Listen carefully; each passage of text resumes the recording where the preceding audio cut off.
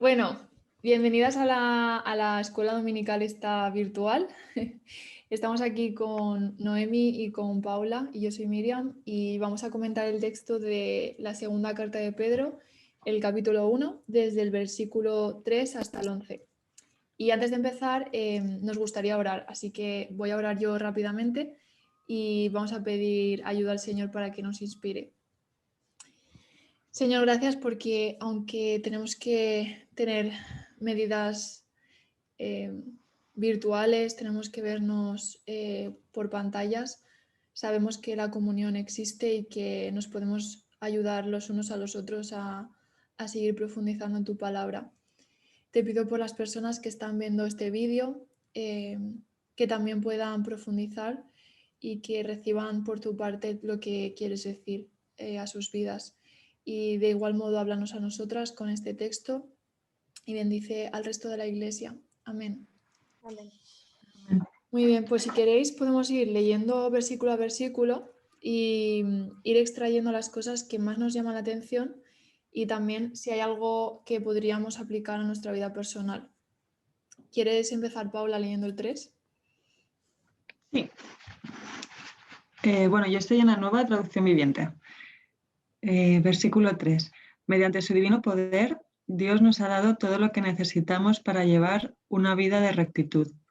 Todo esto lo recibimos al llegar a conocer a aquel que nos llamó por medio de su maravillosa gloria y excelencia. ¿Qué pensáis sobre esto?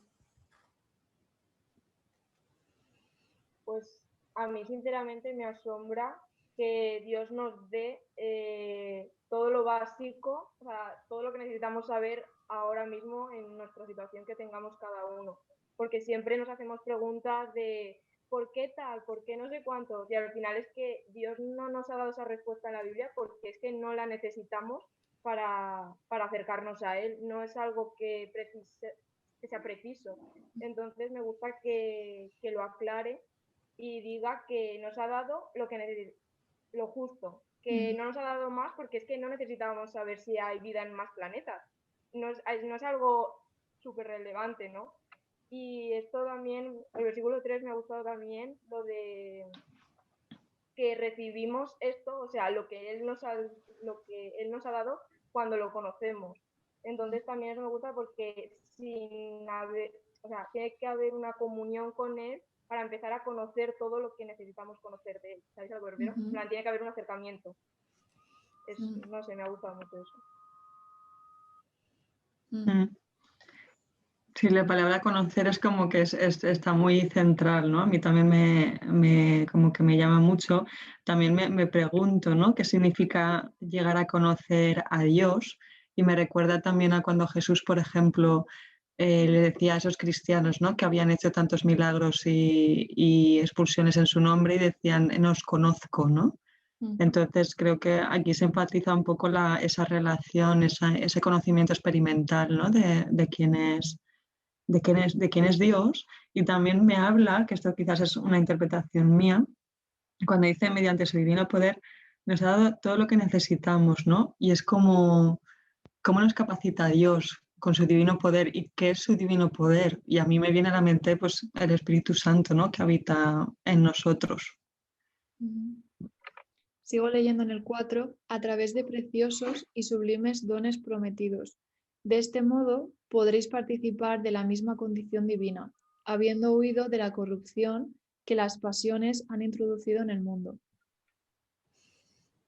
El valor de los dones, ¿no? Y de cómo Él nos cubre de regalos. Es la manera en la que podemos participar de este mundo divino, este universo que no entendemos y que nos hace al mismo tiempo apartarnos de esto que llama como pues la corrupción, ¿no?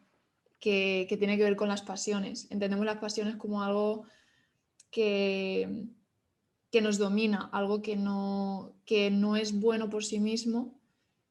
Podría serlo, pero al dominarnos ya no lo es. Entonces, lo equipara aquí como algo que nos corrompe.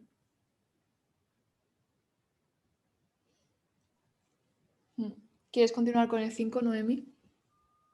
Vale. El versículo 5 dice, en vista de todo esto, esfuércense al máximo por responder a las promesas de Dios, complementando su fe con una abundante provisión de excelencia moral. La excelencia moral con conocimiento. Bueno, aquí sigue una retarí, lo leo entero. Vale. El conocimiento con control propio, el control propio con perseverancia, la perseverancia con sumisión a Dios, la sumisión a Dios con afecto fraternal y el afecto fraternal con un amor por todos.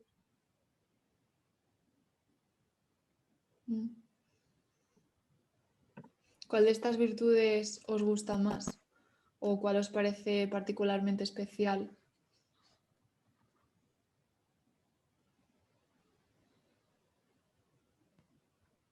La fe, la honradez. A mí, por ejemplo, lo del conocimiento en sí, que ya lo hemos dicho un poco en el versículo 3, siempre me ha llamado la atención porque es la sabiduría, ¿no?, que a través del Espíritu Santo Dios nos da.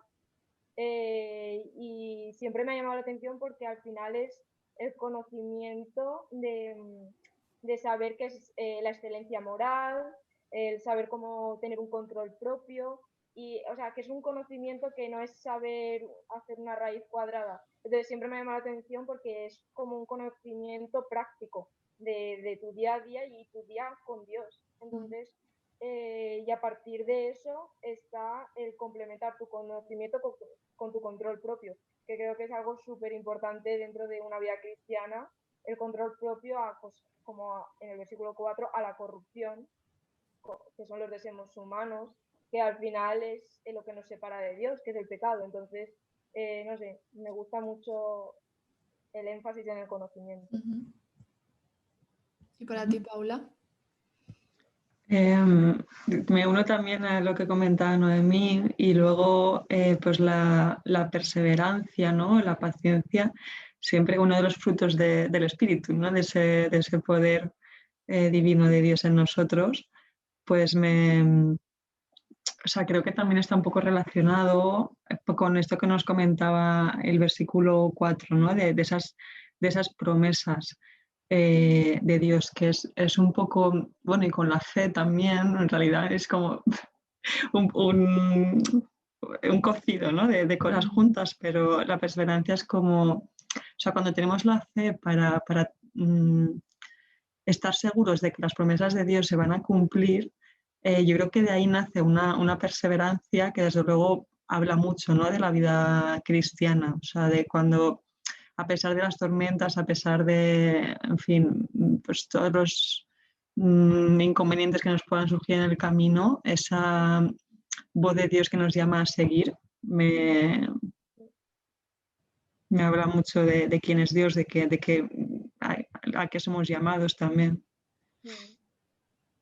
Lo que dices de las promesas, o sea, el sábado pasado fue Miriam, que tuvimos un encuentro con GBU Nacional y hablaba Jaume Llena sobre las promesas y bueno, hablaba de muchas cosas, pero se centró en las promesas que nos da Dios y en cómo tenemos que estar afianzados en Dios y con esas promesas, el no tirar la toalla. Entonces, me uno otra vez a ti, Paula, lo de la perseverancia, porque es que al final es nuestra relación con Dios, ¿no? El ser perseverante en Dios, en no intentarlo por nuestros propios medios, sino en perseverar en Él. Y Dios, o sea, no sé vosotras, pero aplicándolo, Dios no para de decirme en plan, sométete ante mí, ¿no? En plan, la sumisión ante Dios de déjalo todo a mi control, sabes cuáles son las promesas, fíjate de ellas y ya está. Entonces, eso me mola un montón. Y lo que otra cosa que estaba leyendo era lo del afecto fraternal, en plan, cómo con la sumisión a Dios se complementa con el afecto fraternal. Entonces, eso va, o sea, si podéis responderme a la duda, supongo que igual, no quiero decir nada que no sepa, pero igual es como Dios también se ama en tres figuras, ¿no? La Trinidad y el cómo nosotros nos amamos entre nosotros, ¿no? Pero no sé, me ha llamado la atención que lo hile con eso, no sé. Sí, al final Dios es en sí mismo una sociedad porque se relaciona se relaciona con sí mismo. Es un Dios relacional y espera de nosotros lo mismo, ¿no? Que podamos relacionarnos, como dice C.S. Lewis, en ese baile de estar danzando unos con otros, como representa el amor, ¿no? Yo también creo que justamente acaba con esas palabras, me imagino que un poco consolidando todo lo que está diciendo, ¿no? Porque tendríamos que tener honradez, dominio propio, constancia, si al final no tenemos amor y afecto por nuestros hermanos, ¿no? Es como la consolidación de todo. Y continuando con el versículo 8, dice, porque si abundan en vosotros esas cualidades, no quedaréis inactivos y sin fruto en cuanto al conocimiento de nuestro Señor Jesucristo se refiere, ¿no? La idea de que si tenemos esas cualidades, podemos esperar un fruto bueno, podemos esperar tener un fruto que sea evidente que conoce a Jesús. Y no sé qué pensáis, pero en vuestra vida práctica, en vuestros, bueno, Noemi estudiando o haciendo las prácticas, ahora ya no, y Paula en tu trabajo, ¿cómo podemos hacer que estas cualidades abunden en un contexto que a veces es secular y que no garantiza que nos sintamos, ¿no?, cómodas a la hora de tener buenos frutos? ¿Cómo lo hacéis? ¿Cómo os enfrentáis al mundo real?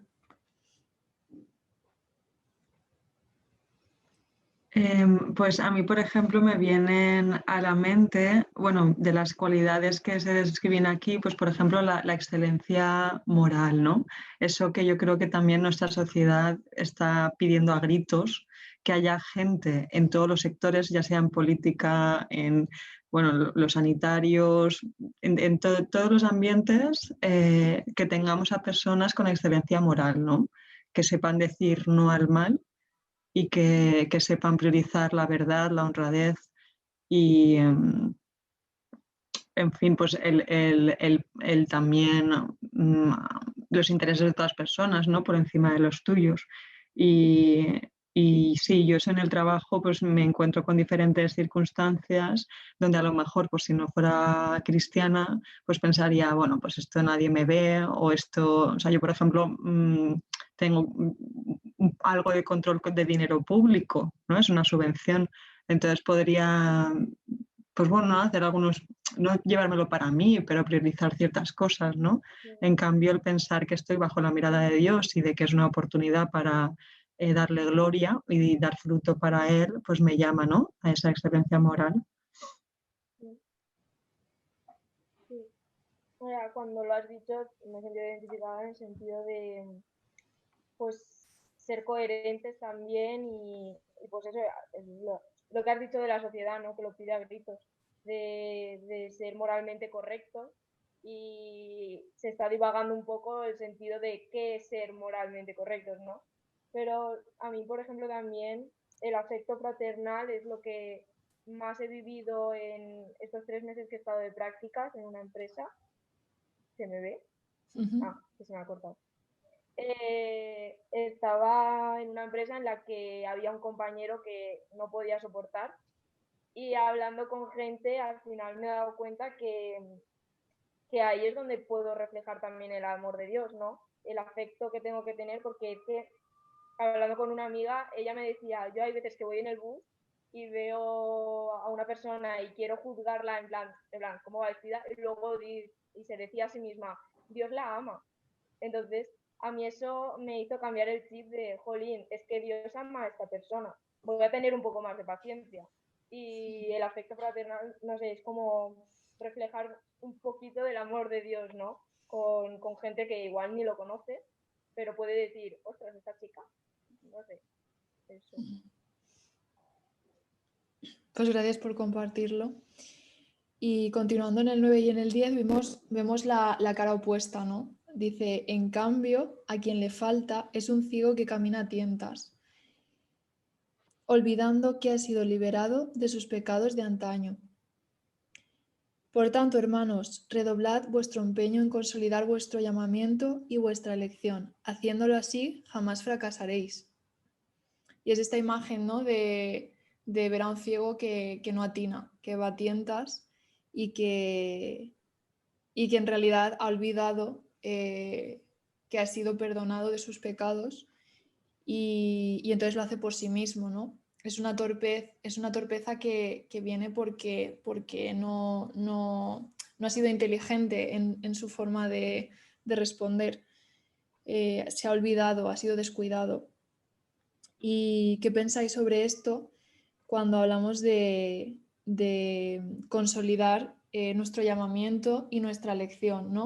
O sea, Paula y Noemi y yo, Miriam, ¿cómo podemos consolidar nuestra elección? Consolidar que queremos tener las virtudes de Dios, que queremos ser activas en ser fructíferas a través del Espíritu Santo. ¿Cómo podemos pues garantizar de algún modo que no nos convirtamos en unas ciegas que van dando palos con el bastón, que van dando golpes con el bastón?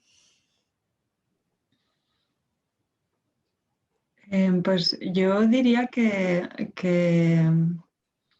la humildad es nuestra gran aliada, ¿no? De estar siempre abiertas a admitir que nos hemos equivocado o que nos estamos desviando.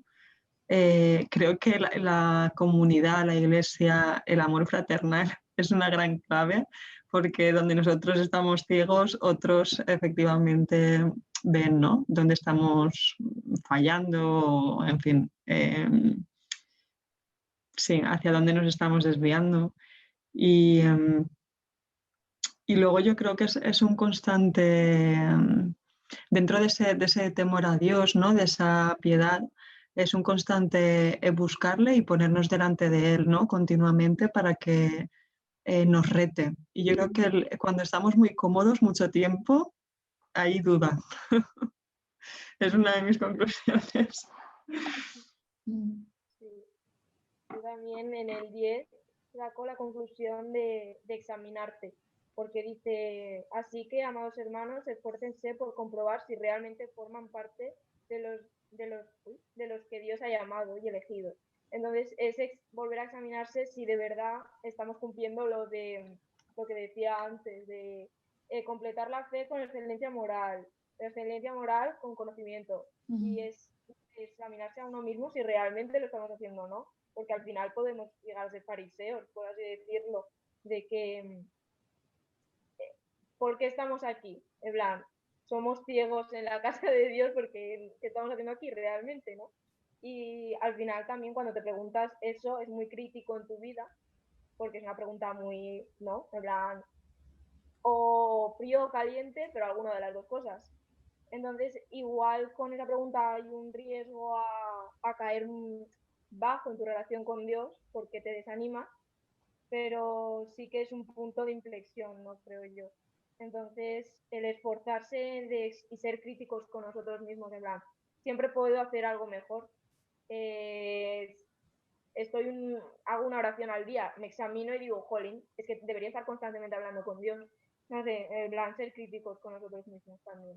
Y tener el amor fraternal de personas que sean críticas también con nosotras mismas. De rodearnos de hermanos que digan, Noemi, te veo fría, o lo que sea.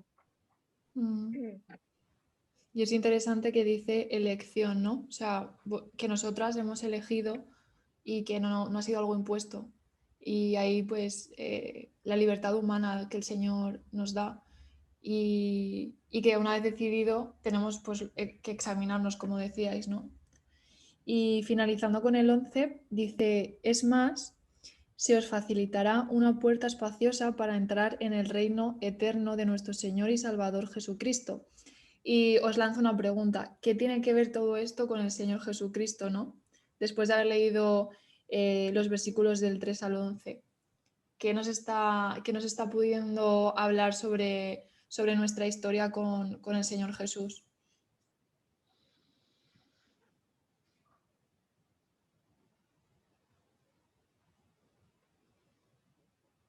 Es una pregunta que también lanzamos a la gente que nos está viendo en casa Así que también toma tiempo para repensarla.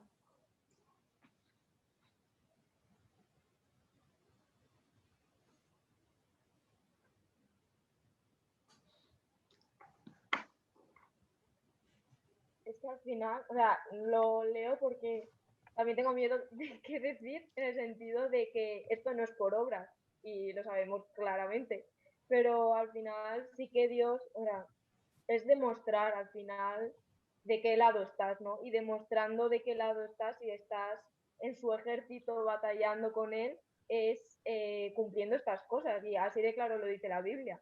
Y dice, si cumples esto, estás de mi parte.